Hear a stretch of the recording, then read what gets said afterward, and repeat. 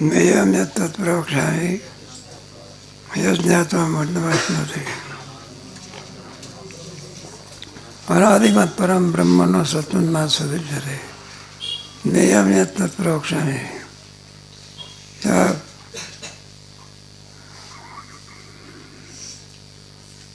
हा चालू विषय आणि आतापर्यंत एक एक एक याची मांडणी केली.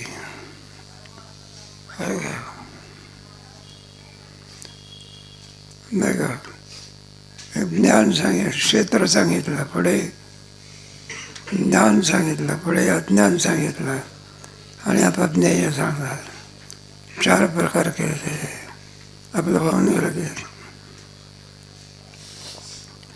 तेव्हा एक ज्ञानाच्या अंगाने प्राप्त होणारं तुला ज्ञेय नाम परमात्मा असतो. ज्ञेय का म्हणायचं? ज्ञाता ज्ञान आणि ज्ञेय आहे का नाही? ज्याला होत असते त्याला ज्ञाता म्हणतात, जे होत असते त्याला ज्ञान असं म्हणायचं, आणि ज्याचं होत असते त्याला ज्ञेय म्हणायचं. ज्ञाता ज्ञान आणि 3 तुमच्या 18व्या अध्यायामध्ये बराच विषय आहे. त्याच्यामध्ये ज्ञान कशाला म्हणतात ना, तुमचं तर चांगलं वर्णन केलं आहे. सर्वभूतेषु येनैकं भावमव्यनिक्षते भक्तात्मा 18व्या अध्यायामध्ये सर्वभूतेषु येन एकमवक्षते. सर्व भूतामध्ये व्यापून असणारी एकच वस्तू आहे, तीच अविनाश स्वरूपाची आहे. त्याला ज्ञेय असं म्हणतात. मला मी तुला देत नाही या सांगतो. त्याचं फल कोणचं आहे? यज्ञात वा अमृत वष्णुते. अमृतात फल प्राप्त होते, म्हणजे स्वर्गातलं अमृत नाही. मग स्वर्गातलं अमृत आहे, चांगलं आहे, फक्त तर काय करतं? आयुष्य वाढवतं. माणसाला मरणातून मुक्त करू शकत नाही. मग काय अडवत आहे? आयुष्य अडवतं. आयुष्याची साधनं असतात ना, ठरलेलं असते आयुष्य शरीरामध्ये. मनुष्य देहातलं आयुष्य किती आहे? पण काही काही माणसं 100च्या वर जगतात. खरं ना, शतकरी येते. आणि काही माणसं काही नाही, जन्माला आले की 10-15 वर्षातच काय आता राम बोलो भाई राम जाऊ दे, कशा करता हे सगळं चाललेलं आहे. अमरत्वाची प्राप्ती देहाने होत नसते. मुक्त जरी झाला तरी देह काय होणार? पडणार. मुक्त झाला मनुष्य म्हणजे काय, त्याचा देह चिरंजीव राहतो का? देहाचे विकार मुक्त होऊ द्या जशीच्या तसे. मग मुक्त झाला म्हणजे काय झालं? आपल्या स्वरूपाला प्राप्त झाला. मरणे हा शरीराचा काय कोणी असो, मग तो तुमचा काय अवतारी पुरुष असो का कोणी. प्रभू रामचंद्र सुद्धा राहिले काय, म्हणजे भगवान श्रीकृष्ण कायमचे होते का? शरीर कोणालाही सुद्धा काय करावं लागतं? सोडावंच लागत असं. तर मुक्त असो किंवा कोणी असो, अनादित्वात निर्गुणत्वात परमात्मा आहे. मग या शरीराचा विकंती न करूच नाही पाहिजे. म्हणून शरीरामध्ये असलेला जो आत्मा आहे तो मात्र अमर स्वरूपाचा आहे. आणि उपाधी तिचा नाश असते. उपाधी म्हटल्यानंतर अस्ति जायते वर्धते विपरिणामाचे अपक्षीयते. आणि शरीर काय आहे? उपाधी आहे ना. मग ते आपल्या किती प्रयत्न करा, ती आपल्या जातीवर गेल्याशिवाय राहत नाही. एखादा माणूस म्हणायला लागला मी कायमचा तरुण राहतो. काय राहतो? कायमचा तरुण राहत पाहिजे का? या महाराज पांडुरंग मांजे खूप सेवे केली होते. वैद्यभावाची चांगली सेवा केली. पकवाल बाजत होते. अरे का शिकायला होते काही दिवस. आता महांत झाले नाही, बरेच पोरं महांत झाले नाही इथली शिकून गेले. सगळ्या आश्रमावर ते महांत संस्थेतलेच पोरं आहे. ते भगवान गड नामदेव शास्त्री, नारायण गड शिवाजी, गैनीनाथगड विठ्ठल, मच्छिंद्र नाडा ते जनार्दन, सगळे. हो ना, सगळं. आणखी कुठे कुठे होईल काही सांगता येत नाही. प्रत्येकाचा प्रारब्ध भिन्न भिन्न असते. बिलकुल चाललं आहे. तेव्हा ते ज्ञेय कसं आहे, त्याचं अमृतात फळाप्राप्त होतं. म्हणजे अमृत हे अमृत नाही घ्यायचं. इथं आपल्याला पिण्याकरता पाणी आहे, स्वर्गात तिकडचं काय.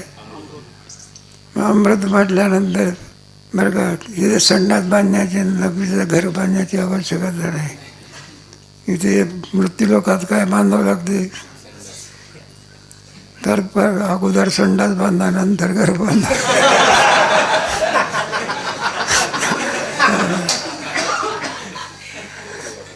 स्वर्गामध्ये त्या अमृताचा घाण तयार होत नाही, असं आहे. त्यामुळे ते आख्यान व्याख्यान जाऊ द्या, हा अमृताचा विशेष आहे. तिथल्या लोकांना लघवीकडे जाण्याची काय नाही आवश्यकता नाही, असं अमृत. पण ते अमृतच शरीराला काय करते नाही, शरीराला उपयोग आहे. अमृत जरी झालं असलं तरी ब्रह्मदेवाच्या एका दिवसामध्ये इंद्र 14 जाते. किती? पण बाई ब्रह्मदेव कुठे राहिलेला आहे, तोही सुद्धा काय झाला. अमृत म्हणजे त्याचा ज्ञानाला अमृत म्हटलेलं आहे. कशाला? ज्ञानामृत, नामामृत अशी शब्द आहे. हे सर्वांमध्ये मात्र श्रेष्ठ आहे. ज्ञानाच्या योगाने मनुष्य काय होत असतं, अमरत्व भावाला काय होतं.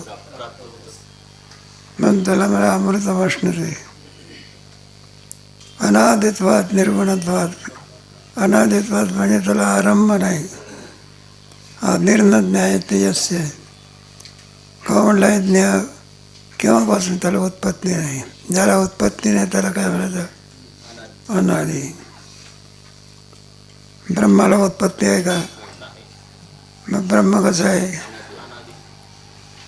आणि पुढे अंत आहे का? मग कसं आहे ते?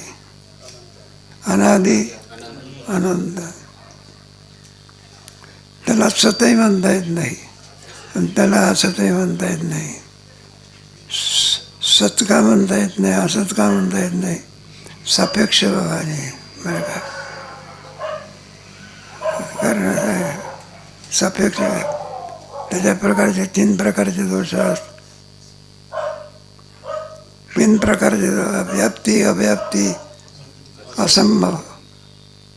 याच्यातला एक जरी आणखी लागला तरी तो सत्य पदाला प्राप्त होत नाही. सत्यत्वम बाधराहित्यमध्ये म्हटलेलं आहे.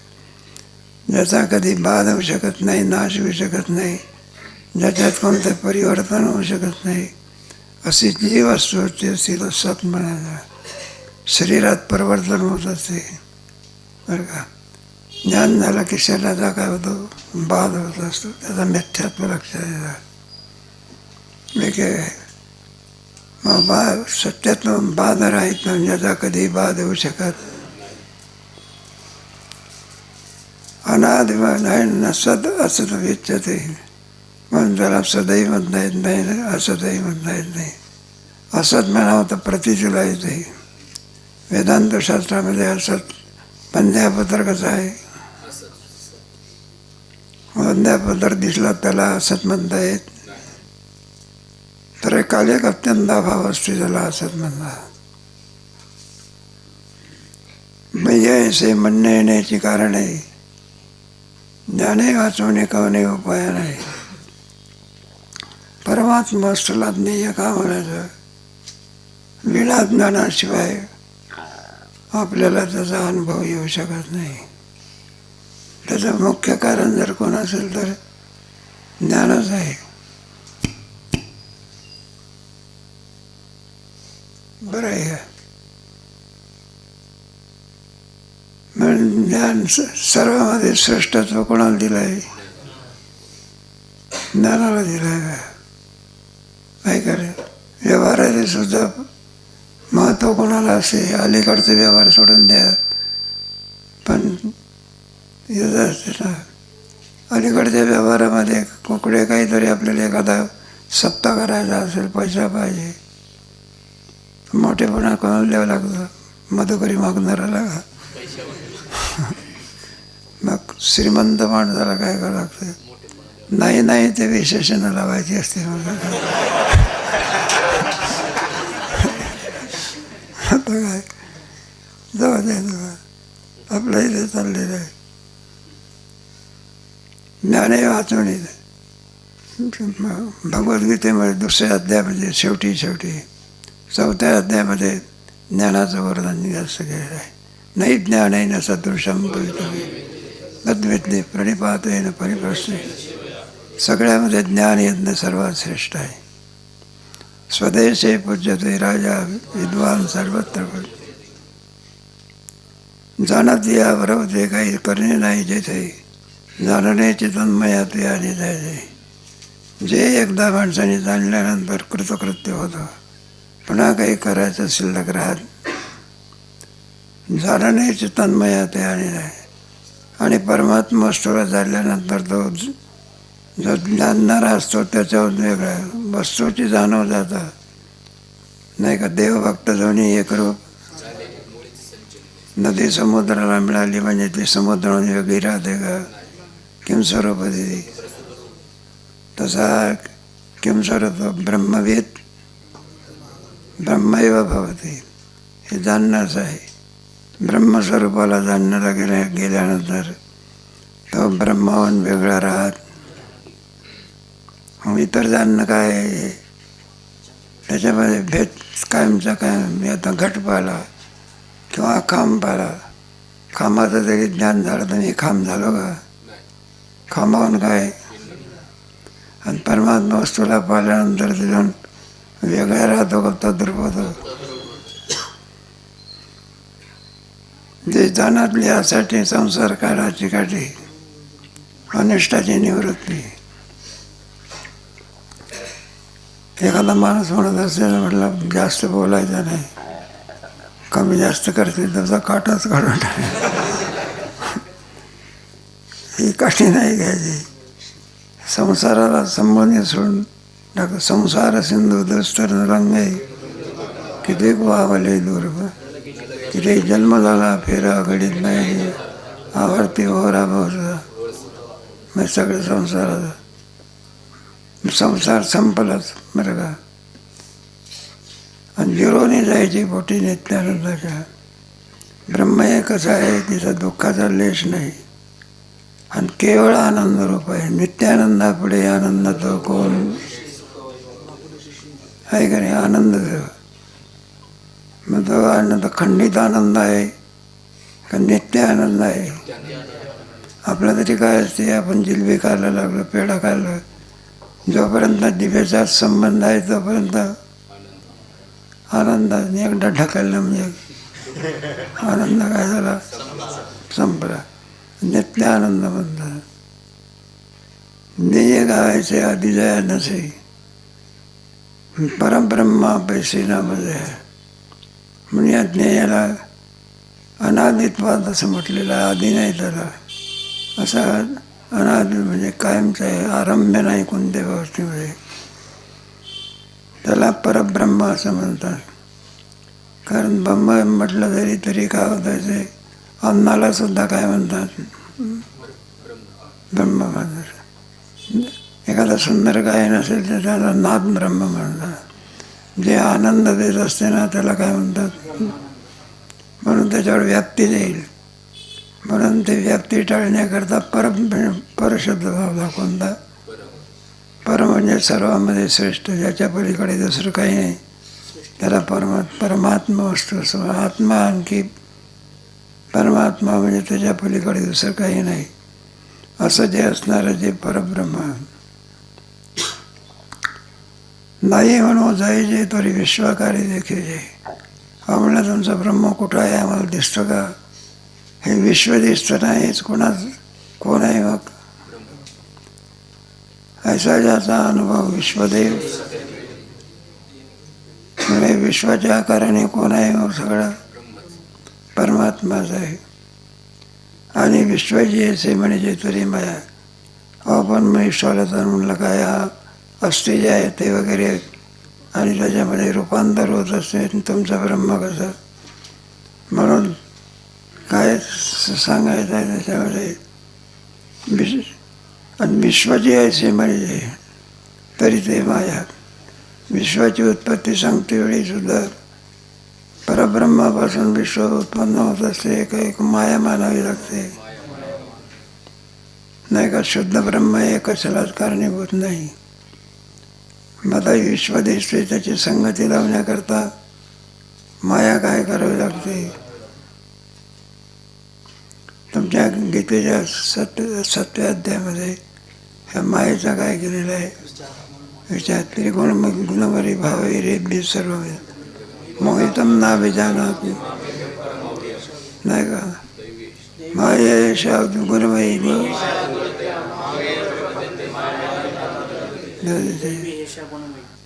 दैवेशा गुणमयी. 3 गुणांनी युक्त आहे म्हणून तिला गुणी असं म्हणत असाल. विश्वाची ऐसे म्हणजे तरी ती माया. म्हणजे विश्वाला आणखी माया कार्य आहे तुमच्या 7व्या अध्यायामध्ये 9व्या अध्यायामध्ये याचा विचार अधिक केलेला आहे.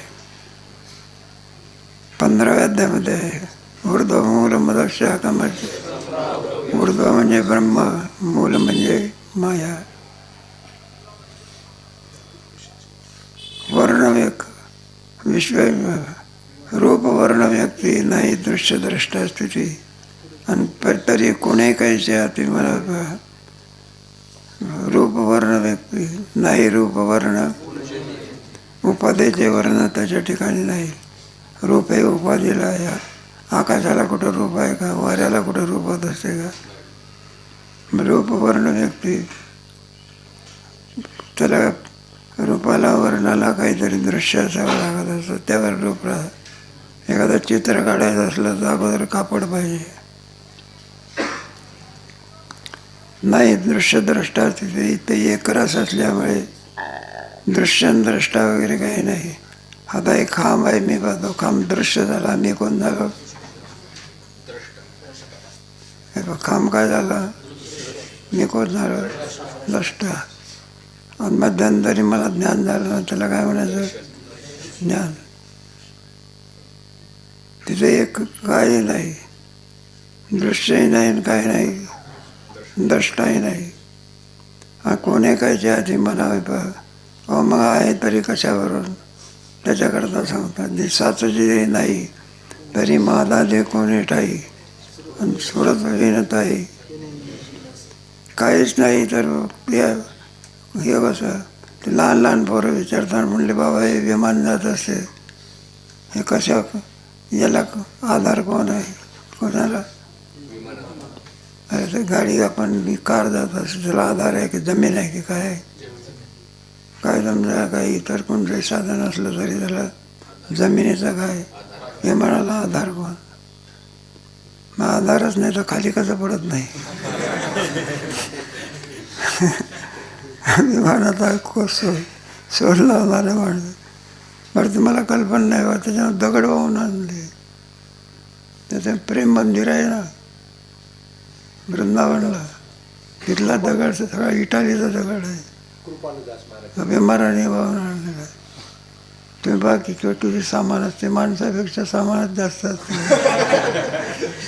नाही तुम्हाला खाली खोल असते बघा, आणि त्याच्यामध्ये सगळे सुटकेसेस वगैरे कुठं असते. काही विशिष्ट याच्यापर्यंत निवडले जाते लोक, 10-15 किलोपर्यंत निवडून येतात. जास्त असलं त्याचे त्याचे वजन काढावं लागतं. मग त्याला आधार असल्याशिवाय राहू शकत. पण त्याला एकच सांगावं लागते, परमात्मा एक आहे, आकाश आहे. आकाश म्हणजे पोकळी. दगड जर वर टाकला ना, वरून जर दगड पडला तर खाली पडतो ना. त्याला एक परमात्मा तत्व काय केलं पाहिजे? मग तुमच्या ह्याच्यामध्ये गेलो ना त्या विचारसागरामध्ये जो आनंद सत्य पुढे आधार नाम त्या जगदाधार म्हणतात परमात्म्याला. परमात्मा आहे म्हणून ते सर्व चालत असते. परमात्मा नसेल तर आश्रय कोणाचा?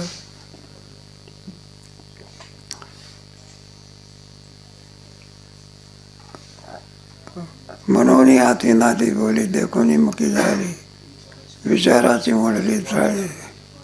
त्याला आई म्हणता येत नाही, नाही म्हणता येत नाही. मौन गा तुझे राशी ना, नाही म्हणून जायचे चळे ना ढळेन आपले निअंग बळे. 12व्या अध्यायामध्ये ज्ञानेश्वर महाराजांनी त्याचं विचाराची मोडली, विचार संपला. तुम्हाला गेलं ना 7व्या अध्यायाच्या जाणीव ज्याचं विचार मागुता पावली निघे तिथं घेतलेलं 7व्या अध्यायामध्ये घेतलं. विचार मागा अर्जुना त्वयानो ज्ञान प्रपंच अज्ञान अर्पे विज्ञान ज्ञानाचे स्वरूपे. ज्याने सांगता याची बोल नाही, ज्ञानाने मग काय सांगत का? ज्ञानेश्वर महाराज अमृत अनुभव वगैरे सांगतच राहिले का?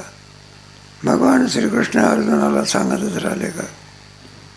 नष्ट मग सांगणं काय झालं? संपलं. परीक्षित राजाला काय शुकाचार्य काय सांगतच बसले का? म्हणजे सांगता याची बोल नाही, ऐकता याची व्यसन. ते काय भाकड कथा आहे का सांगत?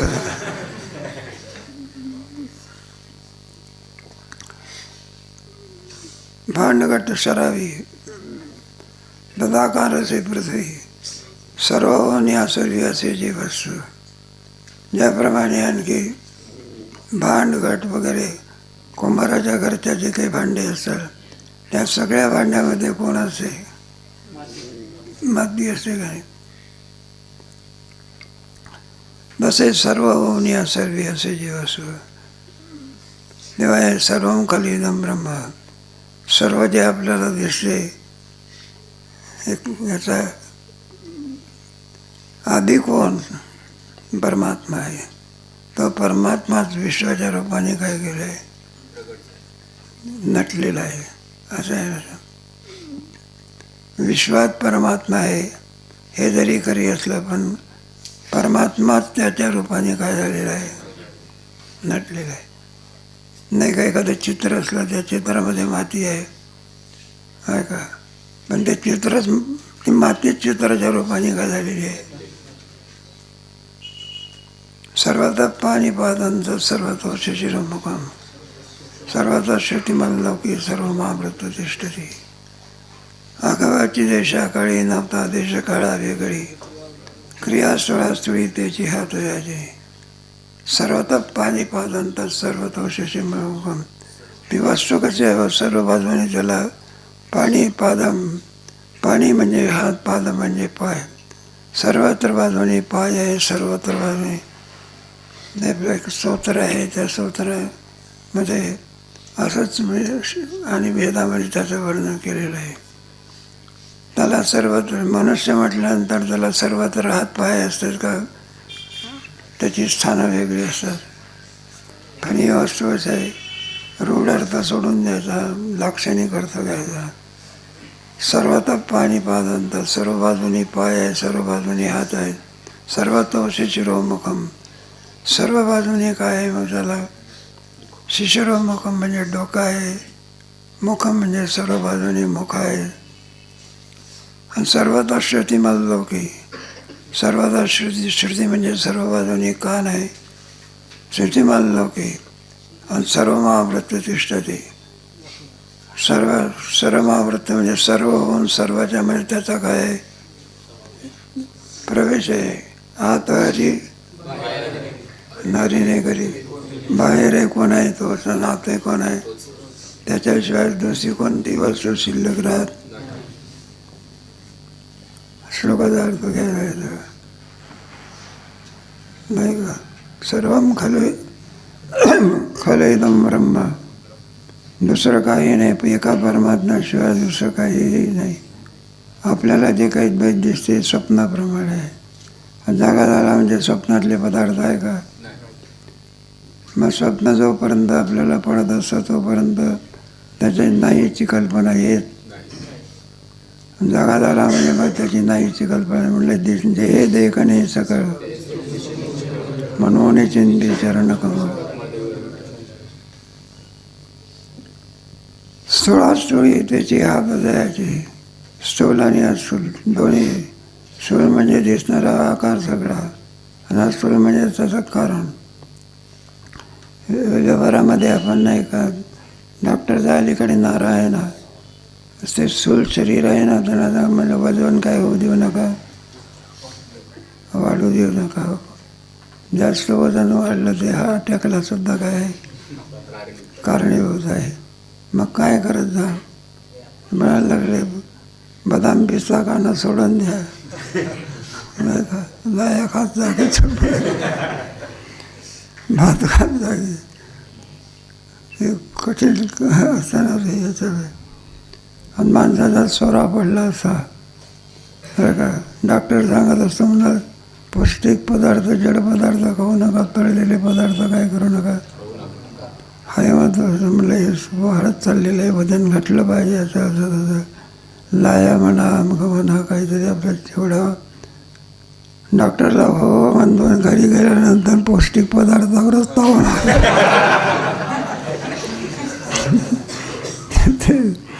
त्याला विचारलं म्हणलं ते जे व्हायचं असेल ते होईल, खाऊन भरू द्या. काही माणसाचा स्वभाव असं. एखाद्याला विचारलं म्हणलं तुम्हाला डायबिटीज झालेली आहे, हो आणि तुम्ही कुशाल श्रीखंडावर ताव मारता चांगला आहे, मराल की म्हणायला लागले जास्त कसं. पण त्याचं उत्तर काय असतं, नाहीतरी मरणार आहोत, नाहीतरी मला खाऊन मारू दे.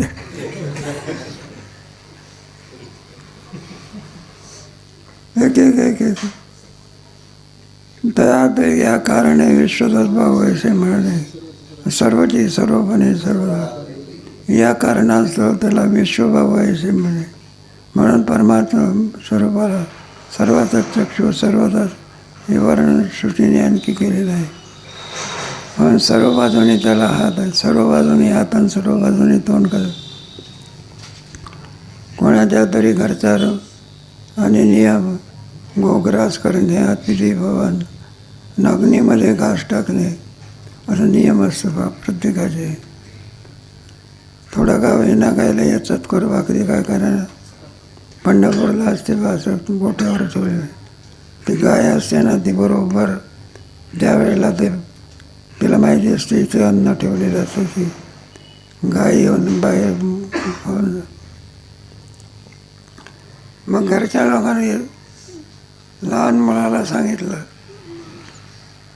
म्हणलं जा बाळू अग्नीला घास टाकून आणते. त्याला अग्नीला घास टाकून आण म्हटलं. तो गेला बाबा घास टाकण्याकरता. अग्नी पेटलेला होता. तोंड बघायला लागला कोणाला, कारण घास कोणात टाकायचा होतो. गाडीला घास का शेपटाकडून द्यायचा कडून द्यायचा, तोंडाकडून द्यावं. तो अग्नीला तोंड पाहायला लागला. अग्नीला त्याला काही तोंड काय होईना. काय म्हणला घास टाकला का अग्नीमध्ये, तर म्हणला हो तोंडच नाही. मग अग्नीला एका बाजूने तोंड आहे का सर्व बाजूने, तसं परमात्म्याला एका बाजूने तोंड आहे का सगळ्या बाजूने, सगळ्या बाजूने हात, सगळ्या बाजूने कान, सगळ्या बाजूने डोळे. म्हणून सर्वम खलविदम.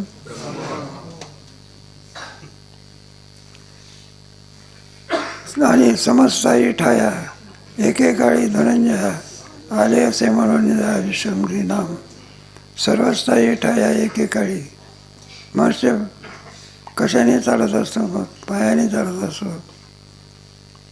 आता हे परमात्मा स्वरूपाच्या ठिकाणी त्याचा कसा आणखी निषेध केलेला आहे त्याचं काय एके काळी धनंजया नळगा एकाच आणखी आणि असतो म्हणून आणि माले असे जाणून येत्या विश्वांगरी नाव म्हणून त्याला विश्वांगरी म्हणजे अंग्रेज शब्दाचा अर्थ हात केला का पाय केलेला आहे बघा.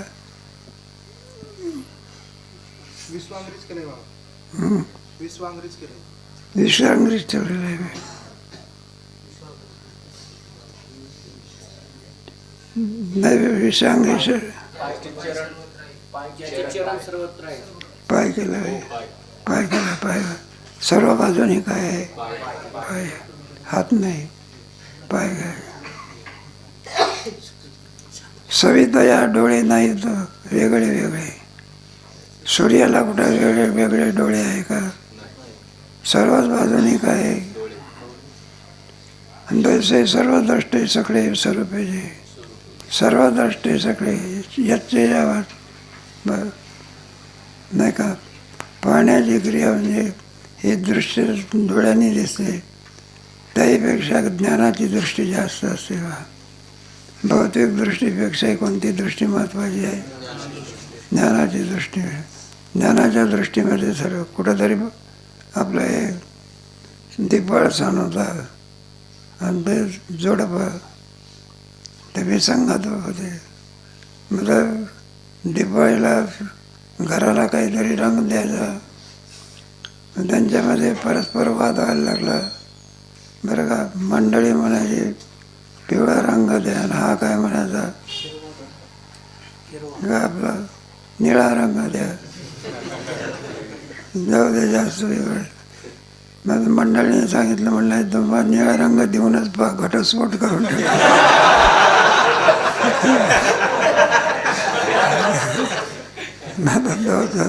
वाद शेवटी ते भांडण कुठं गेलं न्यायाधीशाकडे गेलं न्यायाधीशाने सुद्धा पाहिलं म्हणलं होय मिटवलं पाहिजे भांडण आपण न्यायाधीश म्हणायला लागले काही हरकत नाही दुसऱ्या वेळेला आले ते सगळे न्यायाधीशाने काय केलं बघा 2 चष्मे घेऊन आला कोणते एक निळा आणि एक पिवळा म्हणताना सांगितलं म्हणलं काय हरकत नाही तुमचंही मत आहे निळाच द्या काय हरकत नाही त्याला सांगितलं कोणता द्या दोघांची समजत घातली आणि मग त्याला म्हणलं इकडे या निळा चष्मा लावला बघायला लावलं म्हणलं कसं दिसते म्हणलं सगळं निळं दिसते काय दिसते आणि तिला सांगितलं म्हणलं इकडे यायला म्हणलं कसं दिसते सगळं काय दिसते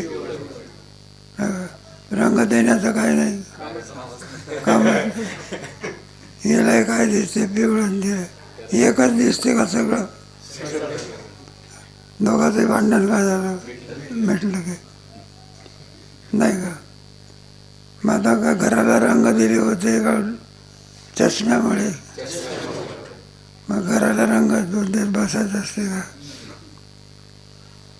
एक वस्तूला जाणल्यानंतर सर्व वस्तूला काय होते एक एक दृष्टांतात घ्या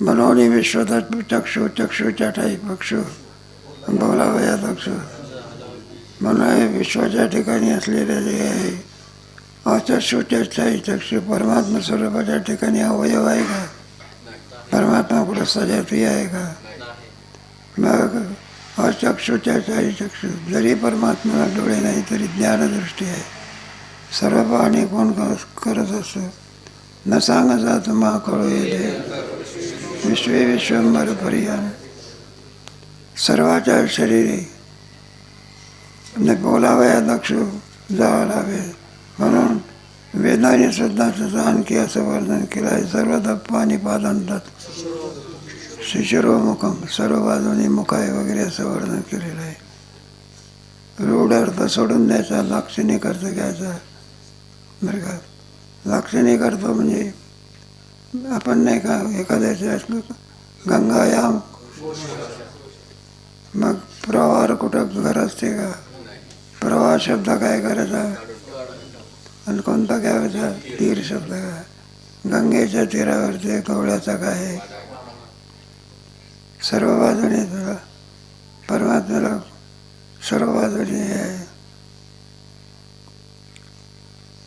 सर्वाच्या शिरावरी जे नित्यने सर्वापरी ऐसे स्थितीवरी विश्वमूर्ता म्हणजे सर्वाच्या शिरावरी नित्यनाथे सर्वामध्ये श्रेष्ठ असलेली जे नित्यनाथे सर्वापरी त्याच्याच योगाने तुम्हाला मला सर्व कार्य करत चाले हे शरीर कोण बोलविते त्याची सत्ता परिचिन्न आहे का व्यापक आहे असा ठाव नाही. विठ्ठल जळी स्थळी ऐसे स्थितीवरी म्हणून त्याला विश्वमूर्ता म्हणतात. मूर्धा म्हणजे डोकं असं म्हणत असतात. मूर्तितेची सुख उदावसना देशी देख सर्वपणे शेक भक्तेचे मूर्तितेची मुख जसं आणखी अग्नीचं मुख पाहायला लागल्यानंतर तो दृष्टांत दिलेला सुद्धा होताशना जैसे देख अग्नीला सर्व बाजूने काय आहे मुख आहे. कोणत्याही बाजूने टाकल्यानंतर ती मुखातच जात असते. दृष्टांत सर्वपणे असे एक भक्तजे सर्व होऊन आणखी ते सर्व वस्तू राहिलेली आहे. याला की पार्था विश्वतो मोक्ष व्यवस्था आणि आली वाक्पदा श्रुती म्हणून हे अर्जुना नाही का काय आली वाक्पदा म्हणून शुद्धीने सर्व बाजूने त्याला काय आहेत मुख आहेत असं आणखी वाक्पथा म्हणजे श्रुतीने म्हटलेलं आहे. आणि वस्तुमात्री गगन जैसे असे संलग्न आकाश जे असते कोणत्या वस्तूला त्याचा संबंध नाही. शब्द जाती कान जा सर्वत्र जाया आहे का रे. परिच्छिन्न नसून आकाश जसं व्यापक आहे अशी कोणती वस्तू नाही की आकाशाचा त्याच्याशी काय नाही संबंध नाही. कारण ते व्यापक आहे ना. त्याप्रमाणे परमात्मा व्यापक असल्यामुळे जैसे असे सर्वामध्ये आहे. विठ्ठल जळी स्थळी जिथं आठवावं नाही कुठे असं वर्णन केलेलं आहे. त्याचं व्यापकत्व किंबहुना आकाश असलेला व्यापक आहे. पण परमात्मा स्वरूपाच्या ठिकाणी आकाश कुठे लागते त्याचा काय लागत नाही पता लागत नाही. काय ओवी आहे बा नव्या आकाश काही नाही बा आकाश नवतून माझी खेळी लपी जावी ज्ञानेश्वरी जावे. लपण्याचा डाव असतो ना. कुठे लपला हे काय होत नाही. वेळ जातो आपला. भगवान श्रीकृष्ण हरिवन ज्ञानेश्वर महाराज आणि नामदेव महाराज लपीटपीचं काय करत होते त्याचा इतिहास आहे. आणि शेवटी पूर्वीच्या खेळामध्ये असायचे. आता अलीकडे क्रिकेटलाच फार किंमत आलेली आहे. क्रिकेटला काय दिली आहे जाऊ दे आपलं काय नाही. अमाप श्रीमंती कोणाकडे आहे बरं का. तोही माणूस आहे की क्रिकेट खेळणारा त्याला पाहायलाच लोक गर्दी करतात. एका ठिकाणी तो येणार होता म्हणून दारावर ते जे माणसं उभी झाली बघा आणि त्याला पाहिला तो यायला लागला. त्याच्यामुळे चेंगरा चेंगरी 2-4 मेले. आता माणूस की त्याला काय पाहायचं आहे अलग अलग नाकाच्या ठिकाणी नाक आहे डोळ्याच्या ठिकाणी. तरुण लोक कुठे बोलतील काही. आणि त्याला एखादा वारकरी चालला असला तर फुकून त्याला विचारते नाही. आता वारकरी मोठा आहे का की क्रिकेट खेळणारा मोठा आहे खरे. आणि त्याचा क्रिकेट खेळणं कुठपर्यंत वय आहे. एकदा वय संपलं की फुकट कोणी काय होत नाही. एखादी नटी म्हातारी झाली म्हणजे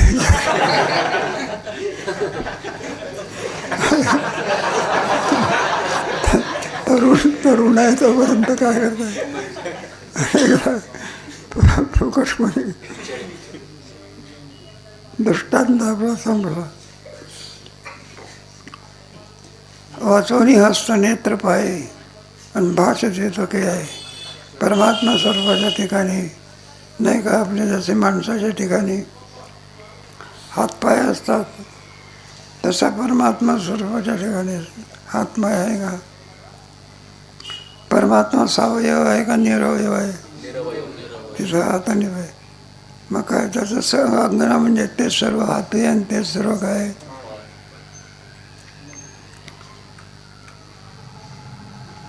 कल्लोळात कल्लोळे ग्रासीत असेल के वेळे ग्रासीत ग्रासा वेगळे असे काही.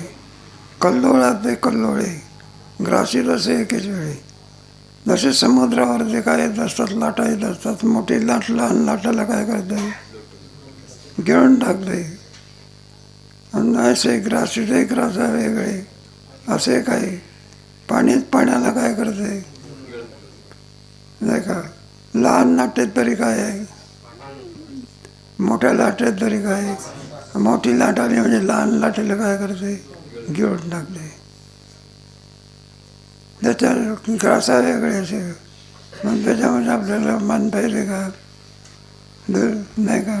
ग्रास करणारे पाणी ग्रास जाणारा नाही का. लाटेचं उदाहरण आहे. मोठी लाट असते ना, लहान लाटेला काय करते ती, घेऊन टाकते. लहान लाटेचंही काय आहे, मोठ्या लाटेचंही काय. मग ग्रास करणार आहे पाणी जाणार आहे. तसं निर्माण करणार आहे परमात्मा, संलय करणार आहे. साधूची जे एक ते तसे के व्यापी एकच एक वस्तू आहे. मग एक दोन असल्या तर चालते बघा त्याच्यामध्ये. आता एक विणा आहे आणि गवसणी असते. गवसणी विणा कसा आहे, व्याप्य. गवसणी कशी आहे, व्यापक आहे. आपण गवसणीमध्ये काय घालतो, काय काय.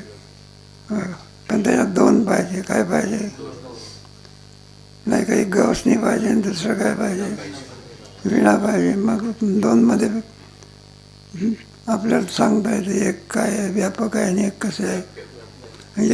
एकच विणा आहे, तिथं काय सांगणार. विणाच विणाला का गवसणी आहे का. म्हणजे एकच परमात्मा आहे, तिथं कुठला व्याप्य आणि व्यापक. दोन असले तर व्याप्य आणि परमात्मा किती आहे, एकमेव द्वितीयम ब्रह्म. व्यापक भाव संपला. एका वस्तूमध्ये व्याप्य व्यापक हा व्यवहार होऊ शकत. त्याला दोन पाहिजे. ते काय पाहिजे,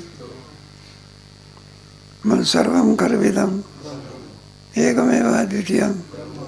अजून काही दोन ब्रह्म याचं वर्णन वेदाने केलेलं नाही. ब्रह्म किती आहे, अजून कोणाच्या डोक्यात दोन निघेल दुसरं काही सांगता येत. परमात्मा किती आहे, शून्य जे दावे झाले, बिंदूले एक पाहिजे केले, आणि पैसे अद्वैत सांगावे बोले द्वैत केले. शून्य जे दावे झाले तर बिंदूले एक पाहिजे. आपल्याला कळायला पाहिजे ना. काही पोराला विचारलं, म्हटलं तोंडी परीक्षा घेतली. आपली परीक्षा असते ना तोंडी. 50 रुपये होते. म्हटलं 10 रुपयाचे आंबे आणले, 5 रुपयाचे सफरचंद आणले, आणि याचे 25 रुपयाचे आणले. म्हटलं काय शिल्लक राहिले ते खाली काय करा, लिहा. काही पोरांनी लिहिलं आपलं 5 रुपये किल्लत शिल्लक राहिले, कोणी 8, कोणी. एका पोराने पाठीवरती काहीच लिहिलं नाही. त्याला विचारलं, म्हणलं अरे काय तू काहीच लिहिलं नाही. तर म्हणलं शिल्लकच राहिलं नाही. तर काय शिल्लक राहिलं नाही, पण शून्य तर काय केलं पाहिजे. तो दृष्टांत इथे. हिरवी तरी पार्था गुरु शिष्य सत्पदा, आणि लाड्य तर पडेल सर्वता मौलक. म्हणून अर्जुना गुरु शिष्य सत्पदा, नाही का. ज्ञानाची घेवाणदेवाण जर झाली नसती तर मग हा मार्ग काय झालेला असता. म्हणून आपल्या याच्यामध्ये हे आहे ना, काय आम्ही दिलेलं ज्ञान ते तुम्ही दुसऱ्याला काय केलं पाहिजे. साधक आश्रमात ते म्हणायचे आम्ही शिकवलेला विचारसागर. म्हटलं गुरुजी आम्हाला गुरुदक्षिणा दुसऱ्याला काय करा, म्हणजे आम्हाला दिल्यात काय वेळ जमा. मग नाही तर गुरु शिष्याची काय होईल, परंपरा काय होऊन जाईल.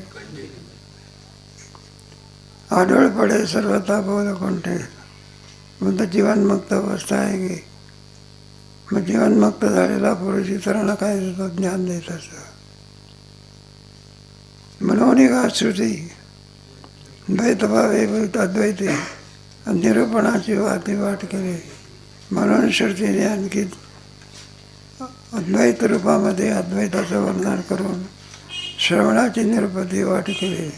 ही गुरुपरंपरा आताची आहे का अनादिकालापासून आहे. भगवत श्रीकृष्णसुद्धा संदीपनी ऋषीच्या आश्रमामध्ये हे होते. तिथं सुदामदेव वगैरे अशी कथा आहे. प्रभू रामचंद्रसुद्धा वशिष्ठाच्याकडून ज्ञान घेत होते. आपल्या ह्याच्यातली परंपरा नाही का? हे ज्ञान मिळालेलं आहे कोणापासून? जोग महाराजांना कुठून मिळालं? त्याची आता अवधारी नेत्रसे गोचरी नयगाजी या परिव्यापक असे. मग सर्वेंद्रिय गुणापासून सर्वेंद्रिय विवर्जितम असं असलेलं जे आणि ज्ञेय नाम परमात्मा स्वरूप नेत्रगोचरी आकारी आपले ज्ञेय गावधारी व्यापक आहे. म्हणलं जे ज्ञेय म्हणून परमात्मा स्वरूप सांगितलेलं आहे ते व्यापक असल्यामुळे सर्वामध्ये व्यापून आहे. म्हणून त्याला व्यापक म्हणायचं. आकाश हे एका ठिकाणी व्यापून आहे का सर्व ठिकाणी? त्याच्याकरता पुढचा श्लोक आहे. सर्वेंद्रिय गुणाभासम आसक्तम सर्ववृत्ते.